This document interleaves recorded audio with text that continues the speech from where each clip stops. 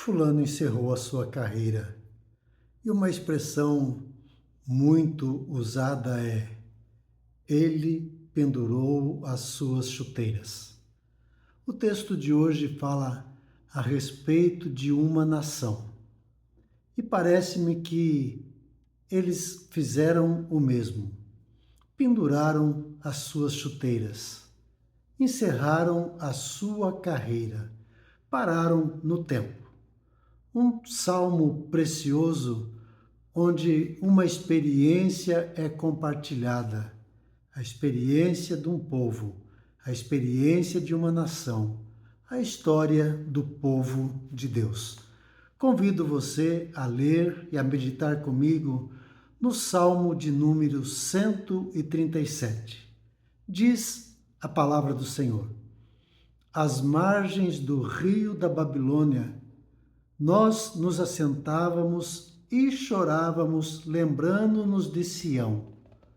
Nos salgueiros que lá havia, penduramos as nossas harpas, pois aqueles que nos levaram cativos nos pediam canções, e os nossos opressores que fôssemos alegres, dizendo: entoai-nos alguns dos cânticos de Sião.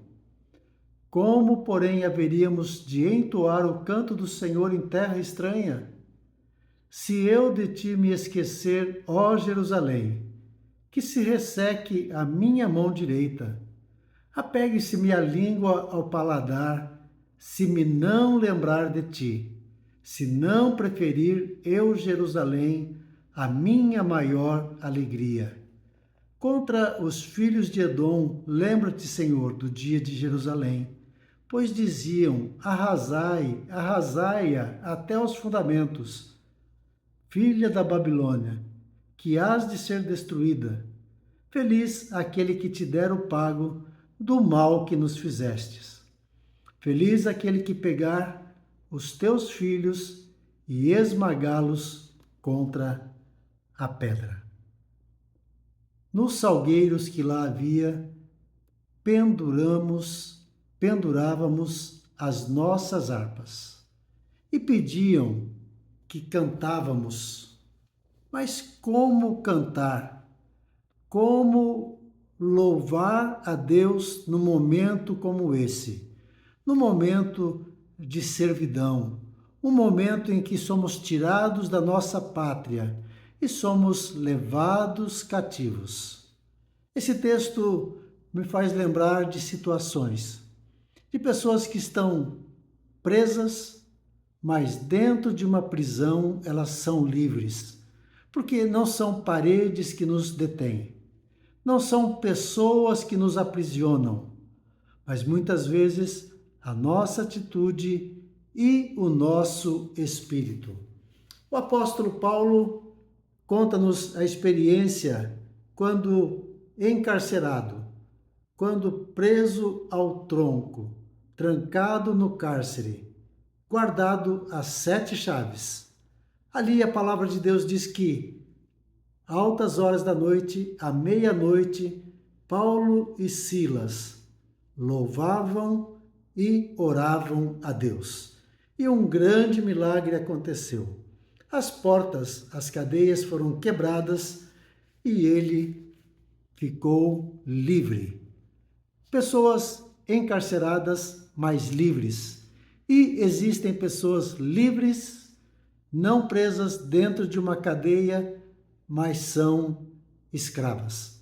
Temos tido a oportunidade de visitar presídios e ali dentro encontramos pessoas presas, mas encontramos também pessoas livres.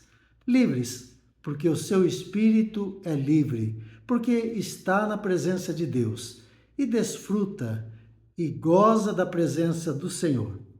Aqui, uma nação que é levada cativa e que poderia, onde estavam, continuar a sua vida de louvor, a sua vida de adoração, louvando a Deus.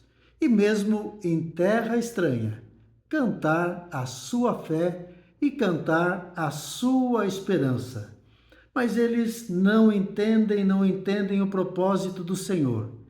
E às margens dos rios da Babilônia, eles assentavam e choravam e lembravam do passado, do tempo de liberdade, do tempo em que eles eram livres para louvar e para adorar a Deus. E muitas vezes, e quantas vezes eles não aproveitaram dessa liberdade? Quantas vezes poderiam ter ido ao templo e não foram? Mas agora estão longe da sua pátria, estão longe de Jerusalém, longe do templo.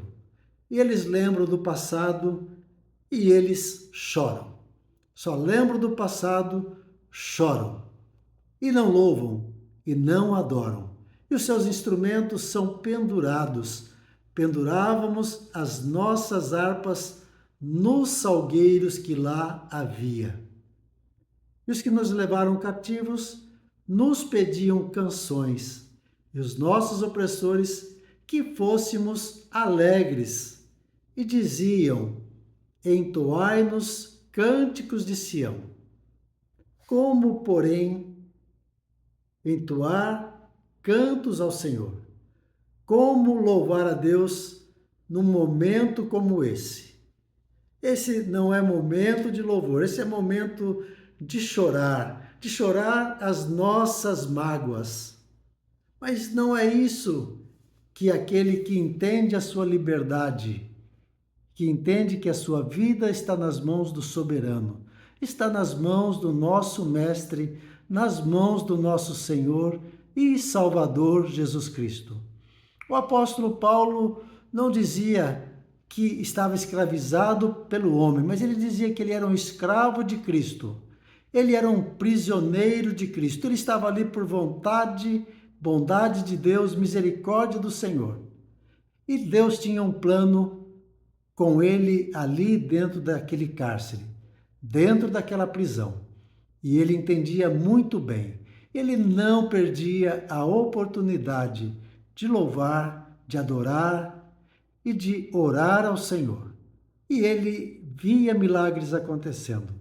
E aqueles que estavam ao seu redor também viam o grande milagre, o milagre da presença de Deus na vida do servo dele.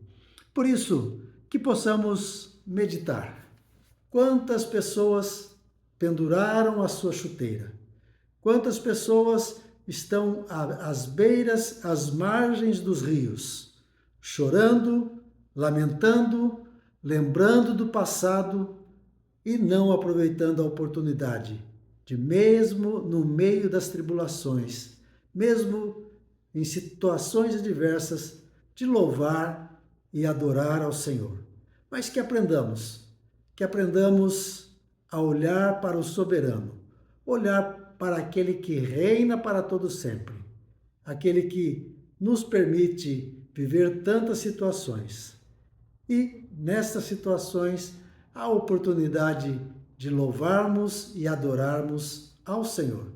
Que Deus te abençoe. Tenha um bom dia.